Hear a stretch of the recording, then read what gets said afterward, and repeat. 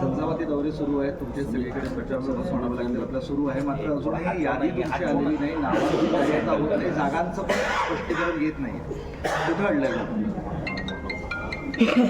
हे खरं आहे की शिवसेना पक्षप्रमुख उद्धव ठाकरे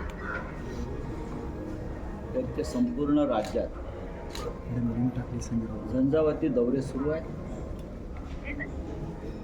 आज ते संभाजीनगरला आत्ता आहे. इथून आम्ही आता सिंदखेड राजा, मेहकर हे बुलढाणा लोकसभा मतदारसंघाचं. उद्या आम्ही कोल्हापूरला आमचं आगमन आहे उद्धवजींचं, आणि कोल्हापूरला उतरल्यावर आम्ही श्रीमंत छत्रपती शाहू महाराज यांना भेटण्यासाठी जाणार. ही सदिच्छा भेट आहे. शाहू महाराजांना आम्हाला शुभेच्छा द्यायच्या आहे. शाहू महाराजांनी कोल्हापूरमधून लोकसभा 30 वर्ष ती जागा शिवसेना लढते आहे, पण श्रीमंत छत्रपतींनी, शाहूजींनी, महाराजांनी ती जागा लढण्याचं एक इच्छा व्यक्त केल्यामुळे आम्ही त्यांचा सन्मान राखतो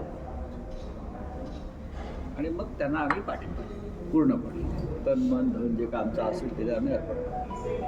आणि म्हणून उद्या कोल्हापूरला उतरून आम्ही थेट छत्रपतींना भेटण्यासाठी, मोठ्या महाराजांना भेटण्यासाठी, शाहूजींना भेटण्यासाठी पॅलेसवर जाऊ. तिथून आम्ही सांगलीकडे रवाना.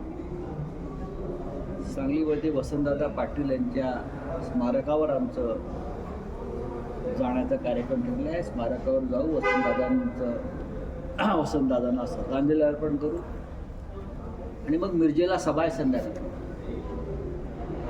पुढचे दौरे येतील. परभणी आहे, परत विदर्भ आहे, जळगाव आहे, असे हे सगळे दौरे सुरूच आहेत. निवडणुकींच्या घोषणा होण्याआधीपासून हे दौरे सुरू आहेत. आम्ही थांबलेलो नाही. त्यानंतर काँग्रेस, राष्ट्रवादी काँग्रेस, शिवसेना यांच्या संयुक्त सभा होती महाविकास आघाडी, आणि त्या संदर्भात उद्या माननीय शरद पवार साहेबांच्या निवासस्थानी बैठक, पुढला कार्यक्रम आखण्यासाठी आम्ही सगळे तिथे जमतो सकाळी आणि पुढल्या कामाला लागू. आता आपण जे म्हणता की याद्या कधी येणार, यादीमुळे का आमच्या निवडणूक काढलेल्या नाहीत ना. महाराष्ट्रामधल्या 48 जागा महाविकास आघाडीला. आमची भूमिका आहे की त्याच्यामध्ये वंचित बहुजन विकास आघाडीनं सहभागी व्हावं. आमची भूमिका आहे त्याच्यामध्ये राजू शेट्टी यांच्या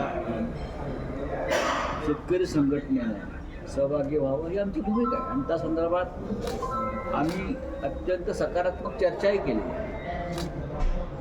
आणि येत्या 1-2 दिवसात त्या संदर्भात निर्णय घेतले जाते. कोणाचाही इथे आडमोठेपणा नाही, सगळं गुन्हा सुरू.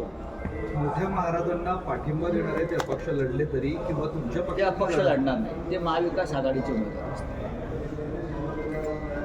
आम्ही महाराजांच्या इच्छेचा सन्मान करू, ते आमच्यासाठी आदरणीय आहेत. आणि म्हणूनच उद्या माननीय उद्धवजी कोल्हापूरला उतरल्यावर आम्ही सगळे महाराजांच्या भेटीसाठी जातो. थोडक्यात शिवसेनेचे उमेदवार असतील. नाही, मी असं म्हणणार नाही, ते महाविकास आघाडीचे उमेदवार कुठल्या तरी आणि आम्ही सगळे त्यांच्याकडे जाऊन आम्ही त्यांना शुभेच्छा देऊ, त्यांचे आशीर्वादही घेऊ. प्रकाश आंबेडकर म्हणाले की वंचित आता सोबत राहिल्याची शक्यता नाही. काँग्रेसने त्यांच्या 7 जागा त्यांच्याकडे पाठवल्या, मग उरलेल्या ज्या काँग्रेसच्या जागांवरती वंचित उमेदवार उभा करून त्यांना पाडणार का? असे अनेक गुंते प्रकाशजीने कधी असे कोडी टाकतात. डॉक्टर बाबासाहेब आंबेडकरांनी रिडल्स इन रामायण नावाचा एक ग्रंथ लिहिला होता, कोडी. तसं हे रिडल्स इन पॉलिटिक्स आहे. पण आम्ही प्रकाश आंबेडकर साहेबांचा सन्मान, बाळासाहेबांचा कायम सन्मान केला, यापुढे करत आहोत. आमच्यामध्ये हुकुमशाही विरुद्ध लढण्याची एकवाक्यता आहे. संविधान रक्षणासाठी आम्ही एकत्र यायचं ठरवलं. ज्या पद्धतीनं देशात संविधानाची रोज हत्या होते, मला असं वाटत नाही की माननीय बाळासाहेब आंबेडकर हे प्रत्यक्ष किंवा अप्रत्यक्ष संविधानाची हत्या करणाऱ्यांच्या बाजूने उभे राहतील. ठीक आहे, आम्ही 4 जागांचा प्रस्ताव त्यांच्याकडे केला. उद्या आम्ही पवार साहेबांबरोबर बसतो आहोत. काँग्रेसचे अध्यक्ष नाना पटोले तिकडे येत आहेत. आम्ही सगळे असतो. आम्ही त्याच्यावर पुन्हा एकदा चर्चा करू. कोणताही प्रस्ताव अंतिम नसतो. राजकारणात प्रस्तावावरती चर्चा होत असते.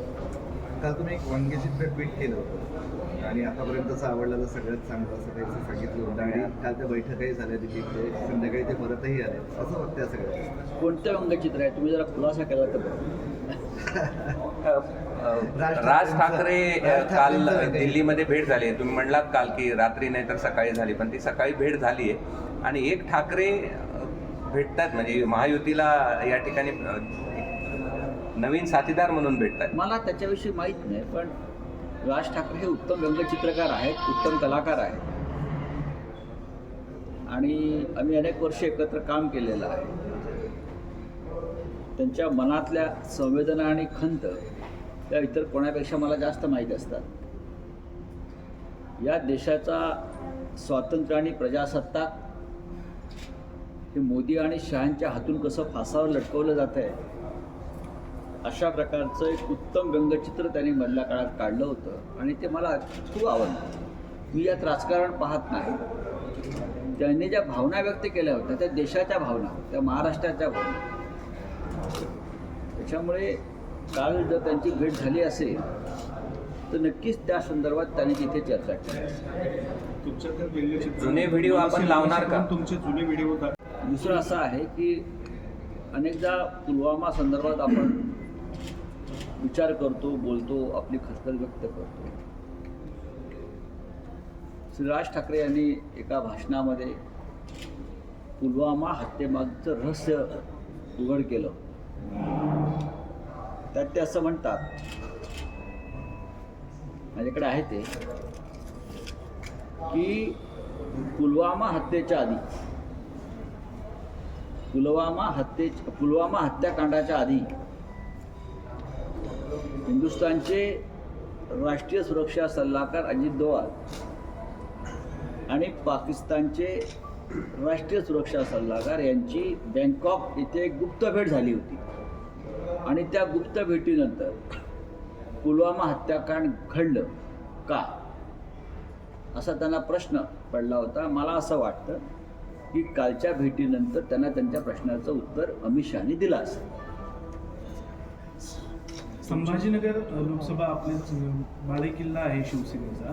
असं असताना सुद्धा इथे 2 इच्छुक उमेदवारांमध्ये वाद आहे, त्याचा विरोधकांना फायदा होतोय. मला असं वाटतं की संभाजीनगर लोकसभा मतदारसंघात कोणताही वाद नाही. इच्छा व्यक्त करणं निवडणूक लढण्याची कुठेही हा काही अपराध नाही. राजकारणामध्ये राजकीय कार्यकर्ते काम करताना विधानसभा, जिल्हा परिषद, महानगरपालिका, लोकसभा प्रत्येकाला लढण्याची इच्छा होते त्या स्तरावरती. आणि शिवसेना ज्या जागा लढवते तिथे एकापेक्षा जास्त उमेदवार आहेत, फक्त संभाजीनगर नाही. हाच प्रश्न मी इतर मतदारसंघात जातो तर तिकडले पत्रकार विचारतात. इथे 4 उमेदवार आहेत, इथे 5 उमेदवार आहेत. काल आम्ही हिंगोली मतदारसंघात होतो तेव्हा हिंगोली व्यासपीठावरच 4 इच्छुक उमेदवार होते आणि प्रत्येकजण सांगत होता आम्ही 4 जण इच्छुक आहोत, आमच्यापैकी कोणालाही उमेदवारी दिली तरी आम्ही काम करू. संभाजीनगरमध्ये सुद्धा वर्ष हा शिवसेनेचा बालेकिल्ला राहील. 5 वर्षापूर्वी अपघातानं इथे शिवसेनेचा पराभव, पण या निवडणुकीत असा कोणताही अपघात होणार नाही. दोनच इथे प्रमुख नेते आहेत तुमचे. मला चंद्रकांत खैरे डावलण्याचा प्रयत्न करतात असं थेट बोलले, त्याच्यामुळे त्या दोघांमध्ये वाद. अंबादास दानवे आणि चंद्रकांत खैरे यांच्यामध्ये कोणताही वाद नाही. आम्ही सगळे एकत्र असतो. अंबादास दानवे यांच्याकडे शिवसेनेच्या वाट्याला सध्या असलेलं सगळ्यात महत्त्वाचं पद त्यांच्याकडे आहे, विरोधी पक्षनेते. आणि त्या माध्यमातून ते शासनाचे दिंडवडे काढतायत आणि शिवसेना वाढवण्याचा प्रयत्न करतात. संजय शिरसाट म्हणतात राजकीय भूकंप होईल, दानवे सुद्धा भूकंप झाल्यावरती मला प्रश्न विचार. सर, जालना जिल्हा हा काही शिवसैनिकांचं तुम्ही म्हणताय तुम्ही राज ठाकरेंच्या या सगळ्या वक्तव्यांची आठवण करून दिली. आज मनसेने तुमचे काही जुने व्हिडिओ सोशल माध्यमावर टाकलेले आहे, समाज माध्यमांवर, आणि त्यात तुम्ही मोदींचं, अमित शहांचं, योगींचं कसं कौतुक करताय. 25 वर्ष आम्ही एकत्र होतो, हे लपून राहिलेलं नाही. 25 वर्षानंतर जो पक्ष विभक्त होतो त्याच्या मागे व्यक्तिगत कारणं नसतात, तर राष्ट्राची आणि महाराष्ट्राची कारणं.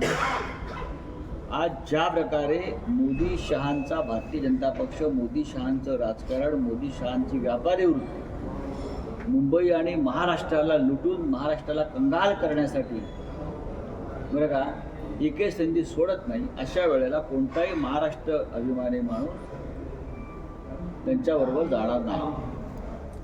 दुसरं असं आहे की अनेकदा राष्ट्रहितासाठी अनेकांनी अनेक भूमिका बदललेल्या आहेत.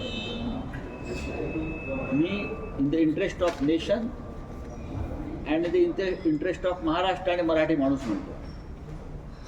अनेकांनी संयुक्त महाराष्ट्राच्या काळापासून राज्याच्या आणि देशाच्या हितासाठी अनेक प्रमुख लोकांनी आपल्या भूमिकात बदल करून जे राष्ट्राच्या हिताचा आणि राज्याच्या हिताचा आहे त्या भूमिका घेतलेल्या आहेत. त्याच्यामुळे शिवसेनेनं 25 वर्षानंतर ही भूमिका घेतली असेल तर त्याच्यामध्ये देशात आणि राज्याचे हित आहे असं मी मानतो. महादेव जानकर आणि भूषणसिंह होळकर या दोघांनीही शरद पवारांची भेट घेतली. राजकारणात भूषणसिंह होळकरांचं म्हणणं आहे की राजकारणात येण्याचं हे नाही, मात्र भविष्यात सांगता येत नाही असं बोलले. त्यामुळे धनगर समाजाचे 2 मोठे नेते शरद पवारांच्या बरोबर दिसतात. नाही, या महाराष्ट्रातले सामाजिक घटक हे आता महाविकास आघाडीबरोबर येऊ इच्छित आहे आणि ते ईडी आणि CBIच्या धाकाने येत नाही, तर सामाजिक परिस्थिती पाहून, राजकीय परिस्थिती पाहून महाराष्ट्राची ते आमच्याबरोबर येतात. थँक्यू, धन्यवाद.